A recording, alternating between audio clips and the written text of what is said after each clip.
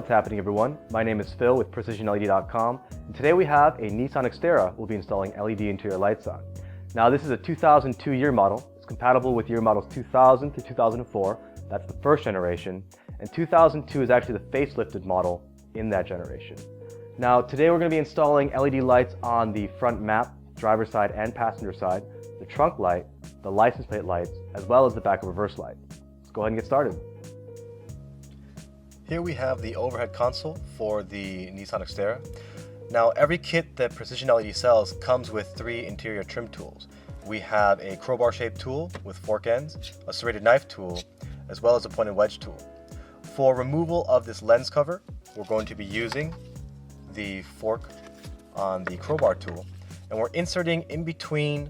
You see there's a latch right here. You're inserting the fork in between right here, and gently prying out the assembly, just like that. Now that you have access, the bulb is slightly recessed, so you'll need to use some needle nose pliers to remove the bulb.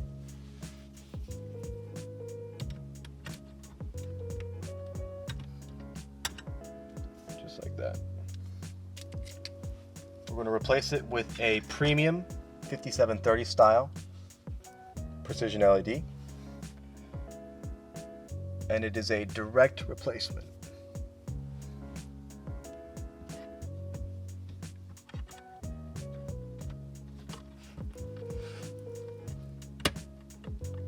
Once you have it in, you can test just to make sure it turns on, and then we're just going to put the cover back in place. Now you see the cover has 2 guiding lenses or portions right here. Those go on in the front first, and this latch goes back on top. You just got to click it back in place. There you go. We're going to show you now how to remove the lens cover here on the rear trunk light and replace it with an LED. We're going to again use the forks on the crowbar shaped tool. Insert in between right here. Just pry it loose. Like that. Now, this is hand removable. You just pull back the tab here and the bulb will pop out, just like that. Now, to insert the new LED, you actually need to insert it with the LEDs facing down. The heatsink on this particular LED makes it so if you insert it any other way, you won't have enough room inside here to rotate. So it's important that you start off this way. You're going to insert here at this point first and use this bendable portion to get the bulb in.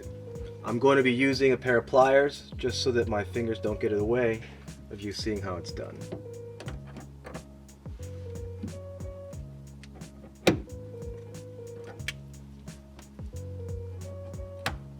Test the light to make sure it turns on, and then you can put the cover back in place. Now this cover, the back side here gets aligned up first, and then you just push this in and wait for the 2 click sounds. Make sure it's back in, test your light, and you're good to go. For the license plate light, we need to remove this license plate holder to get access to the bulb. There's 2 ways you can do this. You can use the fork shape, or at least one portion of it, of the crowbar tool. On this center portion right here, you're pushing in to release a clip that's holding this thing to the bumper. So when you're pushing in and you're lifting out,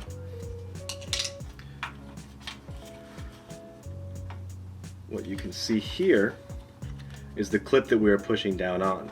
Alternately, you could have gone in from the inside with your fingers and pinched together to loosen this as well.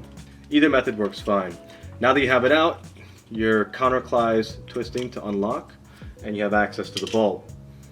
We're going to put the new LED in, and the LED is a tighter fit, so when it goes back into this holder, it'll take a little bit of extra effort, but it does fit into place, just like that. And when you put it back in, this back portion here goes in first, and then you're pushing down, lock it back in place. So now we can test the lights to make sure they work by turning your headlights on. As you can see, LED turns on.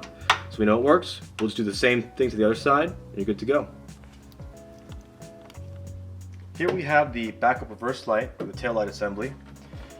Now to access the backup reverse light, we do need to remove this to get access behind to the wiring. Just need a Phillips head screwdriver, or I think a 10mm socket. Just going to remove these two screws here and here.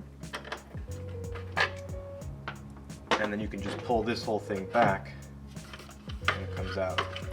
Now the backup reverse light is this top one here, counterclockwise to remove.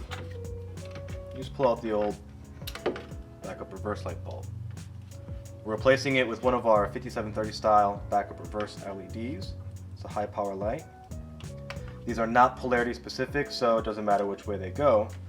You can go ahead, insert it back in clockwise to lock it back in place. These two guiding pins are going here and here.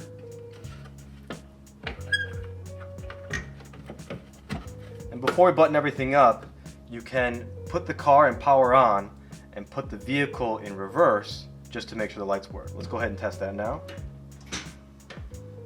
Hold on 1 second.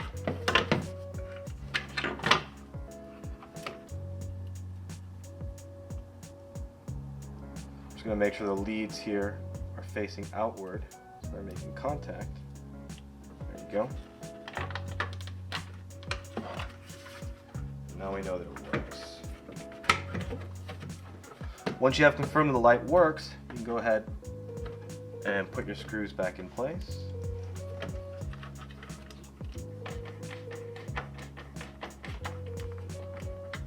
Should be good to go. And that's the end of the installation. If you have any questions or concerns, please email us at help@precisionled.com, or you can reach us online and submit a support ticket at www.precisionled.com/contact. Now, like we said before, please like or subscribe if you enjoyed the video or enjoyed the process for what we do. It really does help us out when we make the next one, knowing that there's people out there watching the videos. Have a good one.